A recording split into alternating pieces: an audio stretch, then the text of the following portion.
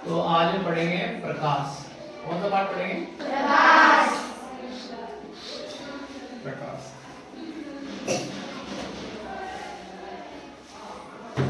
सबसे पहले तो ये देख लेते हैं अपन कि प्रकाश कहाँ से प्राप्त होता है। मतलब सूर्य से प्रकाश प्राप्त होता है और लाइट से लाइट को प्रकाश ही बोलते हैं। अंग्रेजी में प्रकाश को क्या बोलते हैं? लाइट। क्या बोलते हैं? लाइट। तो हमें जो प्रकाश है और किससे प्राप्त होता है? रात को सूर्य तो होता नहीं, चांद से। चांद। अच्छा, घर में अपन कमरे में होते हैं तब प्रकाश किससे प्राप्त होता है? लाइट बिजली से। हाँ, बिजली से। अपन के यहाँ पर बल्ब लगा होता है, ट्यूबलाइट लगी होती है ना? इससे प्रकाश प्राप्त होता है। रात को कमरे में थोड़ी आता है चांद। तो वही कह रहा हूं। तो प्रकाश हमें कृत्रिम स्रोत यानी कि बल्ब और ट्यूबलाइट से प्राप्त होता है। बहुत सारे प्रकाश के बहुत सारे और भी स्रोत हैं। और सूर्य जो कि इस पृथ्वी के लिए और आसपास के सोलर सिस्टम के लिए सबसे बड़ा प्रकाश का स्रोत है। सबसे ज्यादा प्रकाश का स्रोत कौन है? अपन को धरती पे कौन प्रकाश दे रहा है? सूर्य। सूर्य का प्रकाश अगर जैसे सर्दियों में क्या होता है, एक दो दिन सूर्य नहीं निकलता है, सूर्य नहीं निकलता है तो ठंड बढ़ जाती नहीं बढ़ती? यानी कि रोज सूर्य आके धरती को गर्म कर रहा है। धरती को गर्म कर रहा है तो धरती गर्म होती है हर दिन, फिर रात को ठंडी हो जाती है। अगर मान लो सूर्य नहीं निकलेगा ना तो टेम्परेचर लगातार गिरता चला जाएगा। क्या हो जाएगा?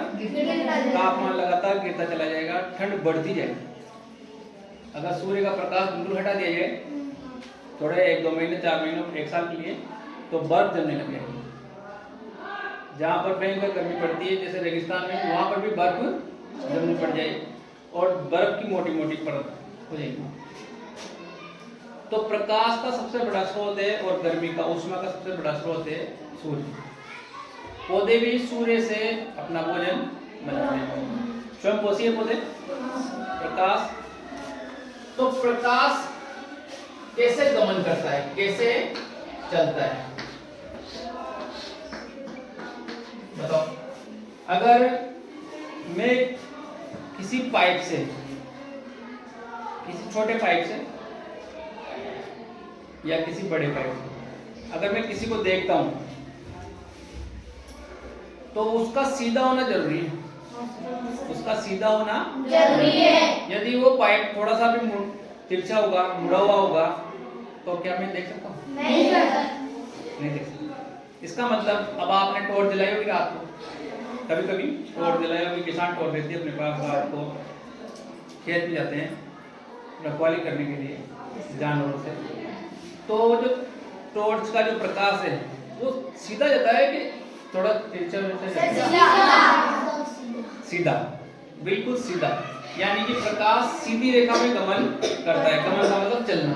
प्रकाश सीधी रेखा में गमन करता है। सीधी रेखा में गमन करता है। गमन करने का मतलब क्या हुआ? चलता है। प्रकाश सीधी रेखा में गमन करता है, चलता है।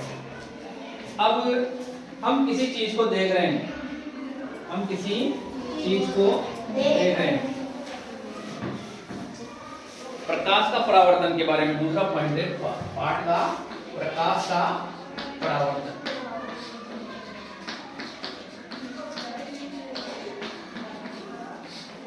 यदि मैं किसी चीज को देख रहा हूं या आप किसी चीज को देख रहे हो तो वो वस्तु हमें क्यों दिखाई दे रही है? जैसे कमरे में आप मुझे दिखाई दे रहे हो सब, या मैं आपको दिखाई दे रहा हूं तो क्यों दिखाई दे रहे हैं? किसकी वजह से दिखाई दे रहे हैं? प्रकाश की वजह। प्रकाश कहां से आ रहा है? सूर्य से आ रहा है, खिड़कियों से आ रहा है, बाहर से आ रहा है। जैसे रात को अंधेरा हो जाता है, यहाँ पर बल्ब नहीं जले, बिल्कुल अंधेरा हो जाएगा, तो क्या आपको मैं दिखाई दूंगा या मैं आपको देख पाऊंगा? नहीं, बिल्कुल अंधेरा हो जाएगा, देख नहीं सकते। प्रकाश के बिना हम देख नहीं सकते। अब जैसे मान लो मैं इस लड़के को देख रहा हूं, तो प्रकाश पहले इस लड़के के पास आया और फिर टकरा के मेरी आंखों में गया, या प्रकाश सीधा मेरी आंखों में आया और फिर टकरा के इसके पास गया, तब मुझे ये दिखाई दिया। बताओ क्या हो सकता है?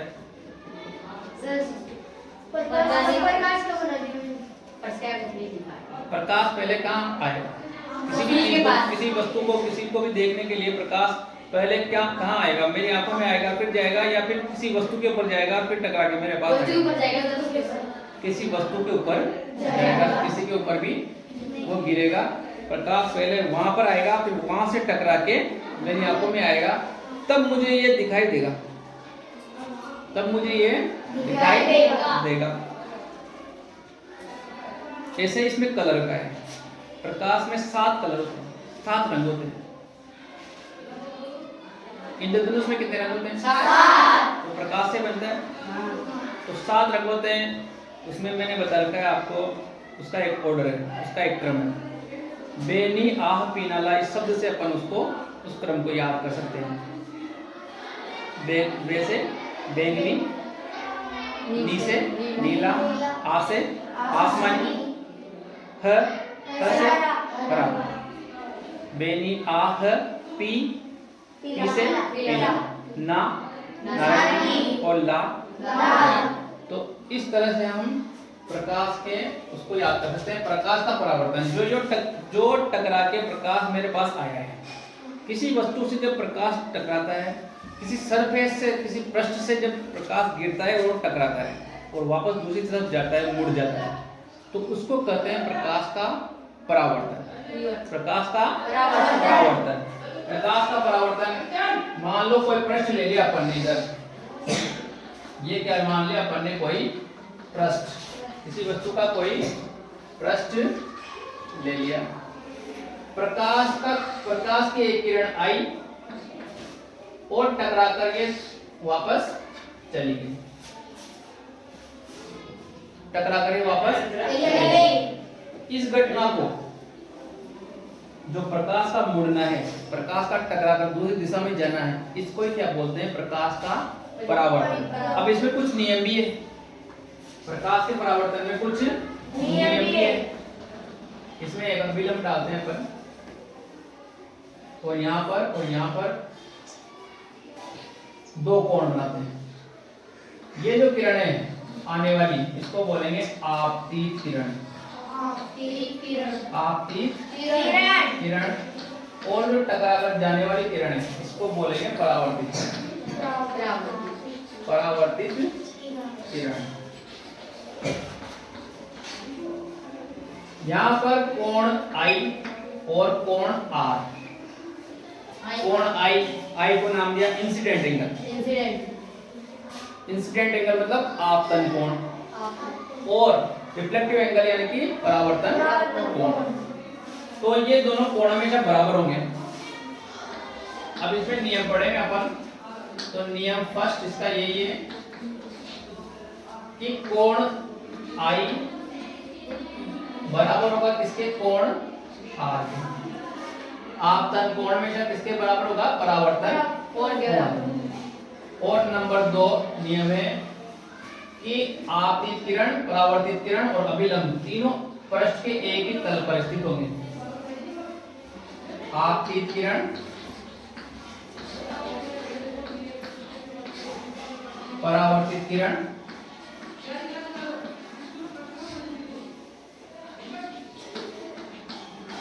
और अभिलंब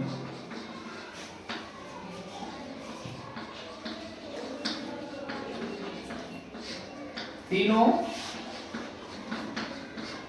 पृष्ठ के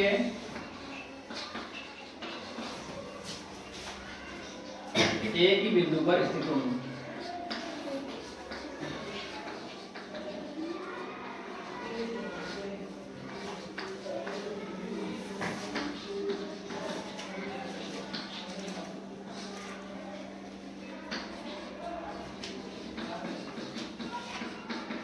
समझ में आ गई?